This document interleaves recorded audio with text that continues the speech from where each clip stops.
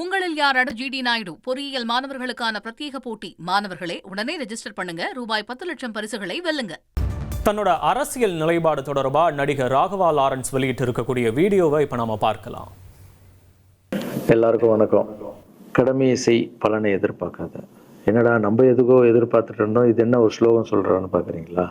எந்த விஷயத்துக்காக நீங்க எதிர்பார்த்துட்டு இருக்கீங்களோ அதுக்கு முன்னாடி ஒரு ஸ்லோகம், ஒரு குட்டி கதை. ஏன்னா இந்த வீடியோ முடியும் போது அந்த ஸ்லோகத்துக்கும் அந்த குட்டி கதைக்கும் ஒரு லிங்க் இருக்கு, சரிங்களா? கடமை செய், பலனை எதிர்பார்க்காத, அதான் அந்த ஸ்லோகம். எனக்கு ரொம்ப பிடிச்சது. என்னடா இது கடமையை செய்ய சொல்றாங்க, பலனை எதிர்பார்க்க வேணான்றாங்கல்லன்னு நிறைய பேருக்கு அந்த ஸ்லோகம்ல ஒரு டவுட் ஒன்று இருக்கு. வேலை பண்றோம், வேலைக்கேற்ற கூலி எதிர்பார்க்கக்கூடாதா? இவ்வளோ கஷ்டப்பட்டு உழைக்கிறோம், சம்பளத்தை எதிர்பார்க்கக்கூடாதா அப்படின்னு. அந்த ஸ்லோகத்துடைய முழு மீனிங் என்னன்னா ஒரு கதையாக சொல்லிடுறேன். ஒரு பெரிய வீடு, ஒரு மிகப்பெரிய பணக்காரர். அவர் ரூமு மட்டும் க்ளீன் பண்ணுறதுக்கு ரெண்டு ஆட்கள் இருப்பாங்க. ரொம்ப பிடிச்சவங்களும் 2 பேர் அந்த ரூம் க்ளீன் பண்ணுறதுக்கு வச்சுருக்காரு. அவர் மிகப்பெரிய பணக்காரர். அவர் இப்போ 2 பேரும் ரூம் துடைக்கிறவங்க. ஓகே, அவர் காலையில் ரெடி ஆகி அந்த ரூம்லேருந்து வெளியே வரும்போது அவங்க துடைச்சிட்டு இருக்காங்கல்ல, அதில் ஒருத்தர் அவர் பாட்டுன்னு ஒரு வேலையை பார்த்துட்டு இருப்பார், துடைச்சிக்கிட்டே இருப்பார்.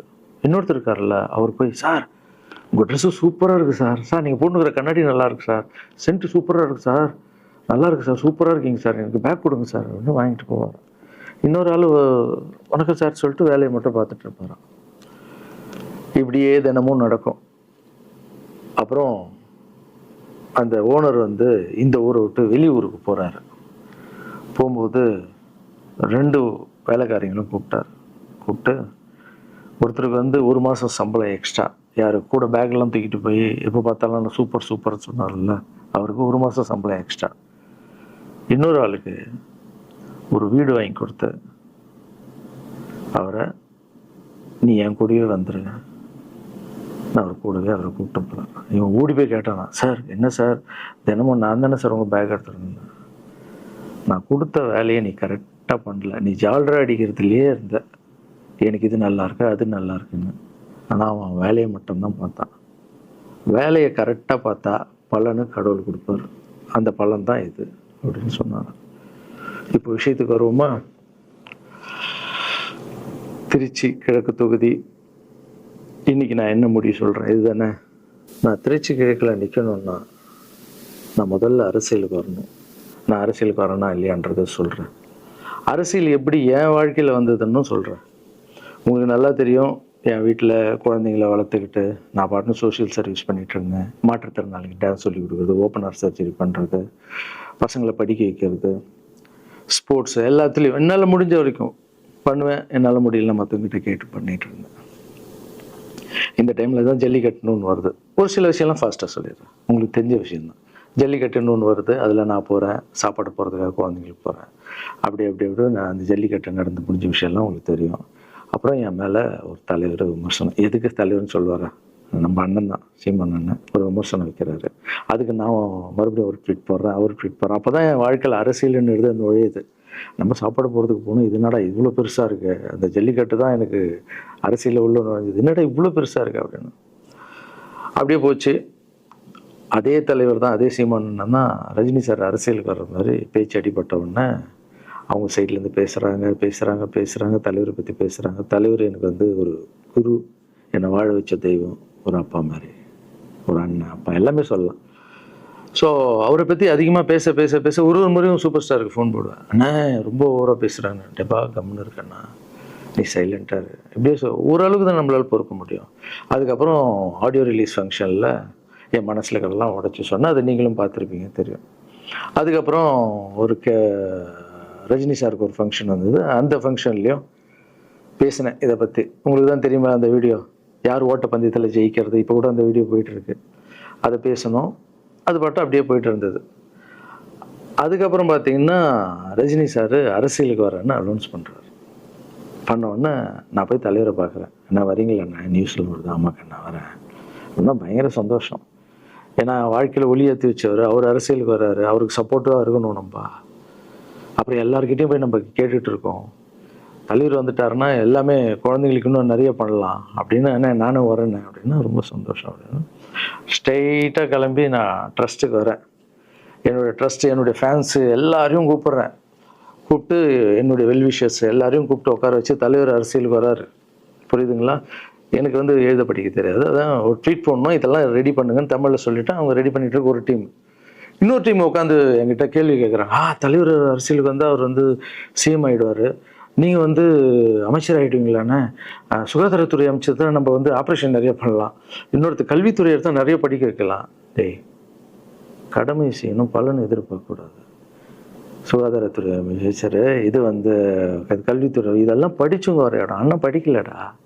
எல்லாருக்கும் படித்த இடத்த போட்டு ஒரே இடத்துல போய் முடங்கி போய் படிப்புனா படிப்பு மட்டும், எல்லாம் கட்சி வளரட்டும், தலைவர் வரட்டும், எல்லா துறையிலேருந்து ஹெல்ப் கேட்டு நல்லா பண்ணுவோம், பெரிய ட்ரஸ்ட்டு கட்டுவோம். இப்போன்னா சின்ன ட்ரஸ்ட்டில் தான் நம்ம இருக்கோம். சின்ன வீட்டில் 60 குழந்தைங்க நீங்கள் இருக்கீங்க, 100 ஏக்கரில் கட்டுவோம். ஊனமுற்றோர்கள் இந்த பக்கம் திருநங்கைகளுக்கு, இந்த பக்கம் முதியோர்களுக்கு ஒரு பெரிய ட்ரஸ்ட் கட்டி பண்ணுவோம்டா. சூப்பர்ண்ணா. இன்னொருத்தர் டக்குன்னு அங்கேருந்து, அண்ணா நம்மளை ஏற்று பேசின்னு இருக்கார்ல சீமான் அண்ணா, அவருக்கு ஆப்போசிட்டாக எதிர்த்து நில்லுங்கண்ணே அப்படின்னா. அது அரசியல் இல்லை.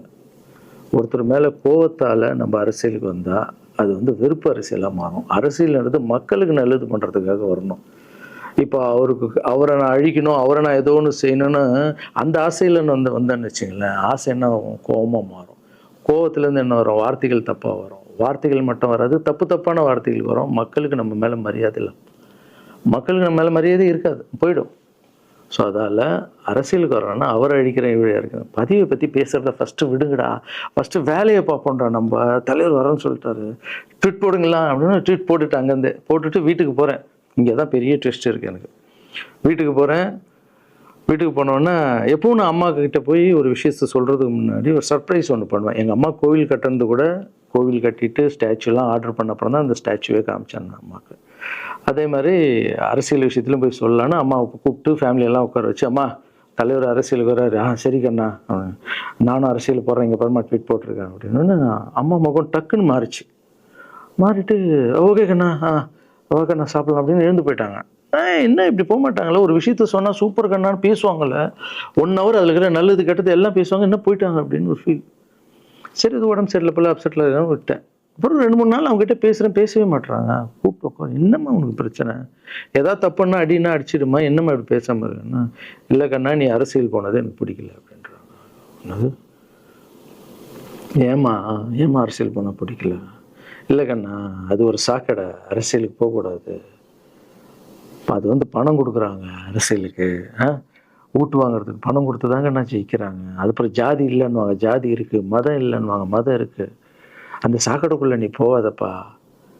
நம்மளுக்கு வாழ்க்கையை ஒளி வச்சு ஏற்றி வச்சவர் தானே நம்ம சூப்பர் ஸ்டார். அவர்கிட்ட என்னை கூப்பிட்டு போப்பா, நான் சொல்கிறேன். அவர் ஒரு ஆன்மீகவாதி, அவரும் அரசியலுக்கு வருவானா? இந்த வயசில் அவர் நிம்மதியாக இருக்கட்டும், எதுக்கு அரசியலுக்கு வர்றாரு? என்னை கூப்பிட்டு போ, அப்பாயின்மெண்ட் வாங்கி கொடுத்துருந்தாங்க. அப்பாயின்மெண்ட் வாங்கி கூடா? நானும் வேறு கனவுல வந்து மைண்ட் வைஸ், அம்மா நான் சொல்கிறது கேளுமா, நம்ம எத்தனையோ இப்போ வந்து எல்லா குழந்தைங்களுக்கும் ஒவ்வொரு ஸ்டேஜில் போய் கேட்டு தானேம்மா ஹெல்ப் நடக்குது. இப்போது தலைவர் வந்துட்டாருன்னா நம்ம தாராளமாக பண்ணலாம்லம்மா. உன் கையில் எவ்வளோ காசு இருக்கோ அதுக்கு மட்டும் செய், அரசியல் வேணான்னு சொல்கிறேன் அப்படின்னு போயிட்டான். அந்த ஃபேஸ் வந்து அதுக்கப்புறம் அடிதான் நம்மளுக்கு. சரி, இந்த உலகத்தில் அம்மா மீறி பண்ணலாம், ஆனால் நான் உருப்பிட மாட்டேன். எனக்கு நல்லா தெரியும், இந்த உலகத்துலேயே எனக்கு யாருன்னா எங்கள் அம்மா தான். அது அம்மா இல்லை, எங்கள் கடவுள்னே சொல்லலாம். நான் எதிர்க்க பார்க்குற கடவுள். சரி, அம்மாவுக்கு சொல்லி புரிய வைக்கலாம். என்னடான்னு தலைவர்கிட்ட போய் எப்படி சொல்கிறது? பசங்கிட்ட ஒரு பயங்கர பில்டப் கொடுத்துட்டோம், அது இதுன்னு எல்லாம் வேலை வேற பார்த்துட்டு இருக்காங்க, என்ன பண்ணுறது? அந்த டைமை பார்த்து கொரோனா வருது. ஒரே ஷாக்கு, வெளியே போக முடியாதுன்றாங்க. இல்லைன்னா முடிஞ்சு போச்சு. பிரச்சாரம் பண்ண வெளியே போக முடியாது, தலைவருக்கு உடம்பு சரியில்லாமல் போகுது, ஹைதராபாத் ஷூட்டிங் போகிறாரு, உடம்பு முடியல, அப்படியே எல்லாமே கொலாப்ஸ் ஆகுது. அப்புறம் தலைவர் அலௌன்ஸ் பண்ணுறாரு, நான் அரசியலுக்கு வரல, டாக்டர்ஸ் வந்து போகக்கூடாதுன்னு சொல்லிட்டாங்க.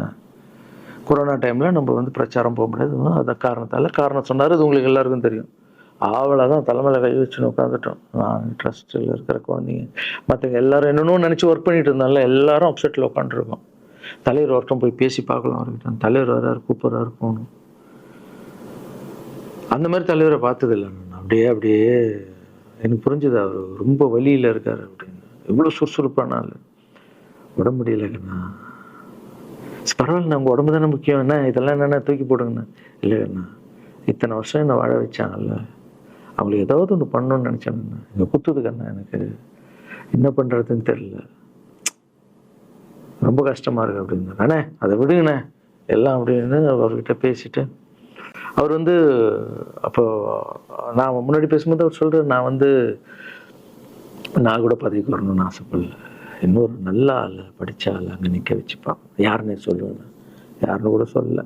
அது அப்படியே போச்சு, அவர் மனசுக்கு மட்டும்தான் தெரியும், யாருன்னு கூட சொல்லலை. ரொம்ப அப்செட்டாக இருந்தார். சரி ஓகே, இதுவும் கடந்து போகணும். அப்படியே கடந்து போச்சு. எனக்கும் காஞ்சனா படம் அது இதுன்னு பெரிய ஹிட் ஆகுது. அதுக்கப்புறம் யாருக்கிட்டேயும் நீங்கள் யாரும் எனக்கு ஹெல்ப் பண்ண வேணாம். முதல் நாள் நான் கலைஞர் ஐயா கிட்ட ஹெல்ப் கேட்டேன். அவர் ஒரு சில குழந்தைங்களுக்கு ஹெல்ப் பண்ணார். அதுக்கப்புறம் அன்புமணி ராமதாஸ் ஐயா, அவரும் ஹெல்த் மினிஸ்டர் இருக்கும்போது அவர் ஒரு சில குழந்தைங்களுக்கு ஹெல்ப் பண்ணார். அப்புறம் நம்ம விஜய் சார் நண்பர், அவர் ஒரு குழந்தைக்கு ஆப்ரேஷன் பண்ணார். ஸோ இருக்கும்போது என்னால் முடிஞ்ச வரைக்கும் சொந்த பணத்தை போட்டு பண்ணிவிடுவாங்க. முடியாத போது தான் நான் அந்த ஹெல்ப்பை கேட்பேன். இப்போ தான் நல்லா வந்துட்டுமே, யாருக்கும் எனக்கு பணம் கொடுக்க வேணாம், இனிமேல் என் சொந்த பணத்திலே பண்ணுறேன்னு சொல்லிட்டு நான் பாட்டுன்னு ஒரு வீடியோ கூட நான் போட்டேன், இனிமேல் யாரும் பணம்லாம் கொடுக்க வேணாம் அப்படின்னு. அப்படியே போயிட்டுருக்கு. காஞ்சனாவெல்லாம் முடிஞ்சு ஜிகிர் தண்டா படம் ரிலீஸ் ஆகுது. ஜிகிர் தண்டா பார்ட்டி போயிட்டுருக்கு. டைரக்டர் நின்று பேசுகிறேன். நான் டைரக்டர் கிட்ட போனேன். டைரக்டர் யார்கிட்டயும் ஃபோனில் பேசிகிட்டு இருக்காரு. அப்படியே பேசிகிட்டு இருக்கிறவர் டக்குன்னு இந்த சீமான் நான் பேசுவான்னு கொடுத்துட்டாரு என்கிட்ட. அவருக்கும் தெரியாது நான் பேச போகிறேன். அவர்கிட்ட லாரன்ஸ் பேசுவார், சீமான் ரெண்டு பேரும் சைலண்ட்டு. நானும் எதுவும் பேசலை, சீமானும் எதுவும் பேசலை. அப்படியே ஒரு நிமிஷம் அப்படியே நிற்கிறோம். பெரியவர் இல்லை என்னாலும் அண்ணன் அப்படின்னு. அவ்வளோதான் அண்ணன். பயங்கர பாசம். எந்த இடத்துல கோவம் இருக்கும் அந்த இடத்துல குணம் இருக்குன்னு சொல்லுவாங்கள்ல. அண்ணன் புகழ்ந்து தள்ளுறாரு ஜிகர் தண்டாவை. இப்படி பண்ண கண்ணா, அப்படி பண்ண இவ்வளோ சூப்பராக பண்ண, அந்த சீன் எனக்கு ரொம்ப பிடிச்சதுன்னு. அவருடைய அன்பு தான் தெரியும்ல, எல்லாமே அதிகமாக இருக்கும் அண்ணன்கிட்ட. அண்ணா ரொம்ப சந்தோஷமாக வாழ்த்தினார். அப்புறம் நான் மாற்றம்னு ஒரு அமைப்பு ஆரம்பிச்சிருக்கேன்ல, இந்த விவசாயிகளுக்கு டிராக்டர் கொடுக்கறது, அப்புறம் மாற்றுத்திறனாளிக்கு ஸ்கூட்டி கொடுக்குறது, எல்லாமே அதை பார்த்துட்டு பத்திரிகையாளர் கேட்குறாங்க அவர்கிட்ட, ராகவாலாரன் சார் மாற்றம்னு அமைச்சிருக்காருன்னா, நல்ல விஷயம் தம்பி, நல்லா பண்ணிட்டோம், நல்லா இருக்கட்டும் அப்படின்னு வாழ்த்தினார். ஸோ ஒரு பெரிய பிரச்சனைக்கு கடவுளே அதை அப்படியே சால்வ் பண்ணி வச்ச மாதிரி ஆயிடுச்சு. அப்படியே போச்சு. ஆனால் நீங்கள் நல்லா இருக்கணும், எங்கே இருந்தாலும் நல்லா இருப்பீங்க. எப்போல்லாம் ட்ரஸ்ட்டுக்கு போகும்போது பசங்களாம் கேட்பாங்க, அந்த 100 ஏக்கர் ட்ரஸ்ட்டு குழந்தைங்க, சரி ஓகேடா. அப்படி பார்த்தீங்கன்னா நண்பர் விஜய் சார் கிட்ட பேசிட்டு இருக்கும்போது, நான் வர அரசியலுக்குன்றாரு. நிஜமா நண்பா அப்படின்னு. எஸ் அப்படின்னு. மறுபடியும் போய் ட்ரஸ்ட்டில் உட்காந்து டேய் நண்பர் வராரு. ஏன்னா சூப்பர் ஸ்டார் எனக்கு எவ்வளோ க்ளோஸோ, நண்பர் கூட அவ்வளோ க்ளோஸ் தான் எனக்கு. ஏன்னா மேகமாய் போகிறேன்ற சாங்லேருந்து நான் அவருக்கு டான்ஸ் மாஸ்டராக பண்ண ஆரம்பித்தேன். அதுக்கப்புறம் நிறைய சாங் பண்ணேன், சரக்கு வச்சுருக்கேன். அப்போ உங்களுக்கு தெரியும், அந்த தாம் தக்க தீம் தக்க அவருக்கு மட்டும் நான் ஸ்பெஷலாக பண்ணி கொடுத்துட்டு போவேன். தமிழ் வேறு யாருக்கும் பண்ண மாட்டேன். அவர் கூப்பிட்டா வருவேன், தலைவர் கூப்பிட்டா வருவேன், சாங் பண்ணிட்டு போவேன். அவர் வரணும் போது எஸ், ஏன்னா அவர் ஒரு முடிவு எடுக்க மாட்டார், எடுத்தாருன்னா அவர் நல்ல உழைப்பார், நல்ல உழைப்பாளி, பண்ணுவார் அப்படின்னு நினச்சி மறுபடியும் போய் ட்ரஸ்ட் ஆளுங்கெல்லாம் பேசுறதுக்கு முன்னாடி, ஐயோ அம்மா இருக்காங்களே பிடிக்காத, ஃபஸ்ட்டு அங்கே கரெக்ட் பண்ணணும்ல. அங்கே போனேன். அம்மா நண்பர் அரசியலுக்கு வராருப்பா. என்னம்மா அப்போ தான் ஓகே, இப்போ எல்லாம் மாறி இருக்கு, போகலாமா, நீ ஃபஸ்ட்டு அவர்கிட்ட ஒரு அப்பாயின்மெண்ட் வாங்க, நான் உன்னை கூப்பிட்டு போகிறேன் அப்படின்னா. கூப்பிட்டு போய் இந்தப்பா என் பிள்ளைய ஒப்படைக்கிறேன் பார்த்துக்கப்பான்னு சொல்லுன்னு பார்த்தா, என்னம்மா பேச போகிறான்னு கேட்டேன். நீ அரசியலுக்கு வராத தம்பி, இது ஒரு சாக்கடை, நீ அரசியலுக்கு வராத, நீ ரொம்ப சைலண்டான ஆள், உனக்கு இதெல்லாம் செட் ஆகாது, பணம் கொடுத்தா தான் ஜெயிக்க முடியும், ஜாதி இருக்குது, மதம் இருக்குது, இதெல்லாம் தாண்டி வருது கஷ்டம்னு நான் அவர்கிட்ட சொல்கிறேன்ப்பா அப்படின்னு. நான் அப்படியே அம்மா புரிஞ்சுக்குமாண்ணா, டேய் மீன் குழம்பு வச்சுருக்கேன் சாப்பிட்றேன், அதே மீன் குழம்பு. ஓகே நான் நினச்சிட்டேன் நம்ம ஜாதகத்தில் இல்லை போல், சரி விட்டுடலாம், சரி இப்போ விட்டுருவோம், ஒரு 2-3 நாளைக்கு அப்புறம் மறுபடியும் பேசுவோம் அப்படின்னு மறுபடியும் பேசுகிறேன். அதே மறுப்பு தான். நானும் நண்பர்கிட்ட பேசுகிறேன், அம்மா இப்படி சொல்கிறாங்க நண்பா, அது அவங்களுக்கு தெரியல, அவர் நிறைய பேச மாட்டார், வயசானவங்கல்ல, தெரியல, வந்தப்புறம் புரியும், ஒரே வார்த்தை தான். அதுக்கப்புறம் ஃபோனில் கூட்டணி கட்சியெல்லாம் வராது போது, நண்பா என்னடா யாரும் கூட்டணி கட்சி வரல நண்பா, இது அது நான் எனக்கு ஒருத்தர் பிடிச்சிட்டாங்கன்னா மனசில் பட்டதை எல்லாமே சொல்லிகிட்டு இருப்பேன். அது நல்லதோ கெட்டதோ, என் பழக்கம் அப்படி தான், பிடிக்கலாம் தூரம் ஒதுங்கிடுவேன். அப்படியே போகுது. எலெக்ஷன் வருது, அனௌன்ஸ் பண்ணுறாங்க, எலெக்ஷன் நண்பர் நிற்கிறாரு. ரிசல்ட் அன்றைக்கி டோட்டலாக மாறுது எல்லாமே. அப்படியே தலைக்கீழ ஆகுது, புரட்டி போடுறாரு சரித்திரத்தை. வேறம்மா இப்போ முதல்ல தெரிந்து எங்கள் அம்மாவை தான். அம்மா எனக்கு ரொம்ப ஆசையாயிடுச்சுன்னா எங்கள் அம்மா மேலே, அம்மா பேர் கண்மணி, கண்மணி அப்படின்னு தான் கூப்பிட்டு போவேன். எங்கன்னு கூப்பிட்டு போனால் அம்மா கொண்டு, என்னடா இவ்வளோ உஷாராக வர, என்ன விஷயம், இங்கே வா உங்ககிட்ட தான் பேசணும். நீ என்னம்மா சொன்ன, பணம் கொடுத்தா தான் ஓட்டு போடுவாங்க, ஜாதி இருக்குது, மதம் இருக்குது, புது ஆளுங்களை வர விட மாட்டாங்க, ஜெயிக்க முடியாது, இதெல்லாம் சொன்னல. நண்பர் ஜெயிச்சிட்டார் பத்தியாம்மா. அந்த ஒரே ஒரு முகத்துக்காக ஓட்டு போட்டிருக்காங்க. நம்பிக்கையான ஆள் வந்தால் போடுவாங்கம்மா, நல்லவங்களாம் வரலாமா, புரிஞ்சுக்கம்மா, என்ன விடுமா. இப்போ என்னம்மா சொல்கிற அப்படின்னு கேட்டேன். முதல் முறையாக எங்கள் அம்மா முகத்தில் ஒரு சிரிப்பை பார்த்தேன். ஆமாம் கண்ணா, அந்த புள்ள எல்லாத்தையும் மாற்றிடுச்சு, இவ்வளோ பெரிய வெற்றி அடி வரணும்னு நான் எதிர்பார்க்கலப்பா. ஒரு நல்ல மனுஷன் வந்து பண்ணணும்னு நினச்சா அது முடியுங்கண்ணான்ற நம்பிக்கை எனக்கு வந்திருக்குப்பா அப்படின்னு அம்மா சொன்னான். அப்போ என்ன போயிடலாமா, ஓகேவா அப்படின்னு கேட்டேன். போகண்ணா, நீ நினச்ச மாதிரி பண்ணு அப்படின்னு அம்மா சொன்னோன்னு காலில் சாஸ்தாமா வந்தேன். தேங்க்யூ ஸோ மச்மா அப்படின்னு. ரொம்ப ஹாப்பி நான். அம்மா ஓகே சொல்லிட்டாங்க அரசியலுக்கு வர்றதுக்கு.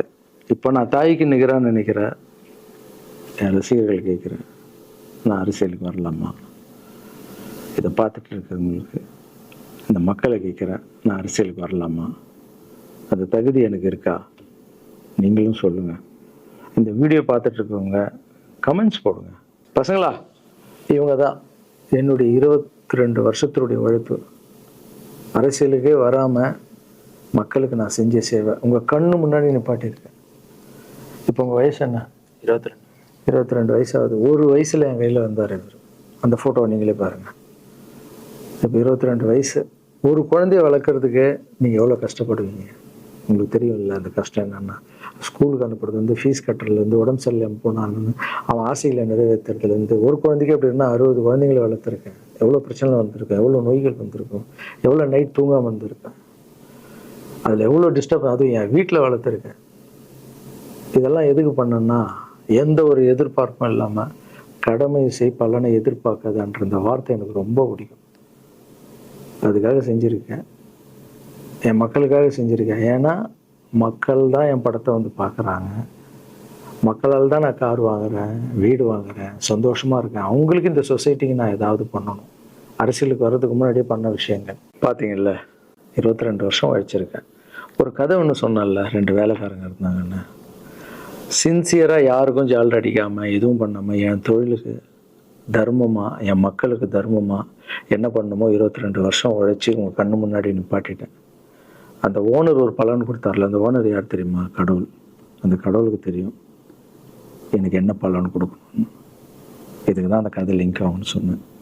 ஸோ நீங்கள் சொல்லுங்கள், நான் அரசியலுக்கு வரணுமா வேண்டாம்? வேண்டாம்னா வேணான்னு சொல்லுங்கள். வாப்பா, வாடாகண்ணா, வா நண்பா, வாங்கண்ணா அப்படின்னு சொல்லுங்கள். என் முடிவை நான் உங்களுக்கு சொல்கிறேன். உங்கள் முடிவுக்காக காத்திருக்கேன். உங்களில் யாராவது ஜிடி நாயுடு பொறியியல் மாணவர்களுக்கான பிரத்யேக போட்டி. மாணவர்களே, உடனே ரெஜிஸ்டர் பண்ணுங்க. ரூபாய் 10 லட்சம் பரிசுகளை வெல்லுங்க.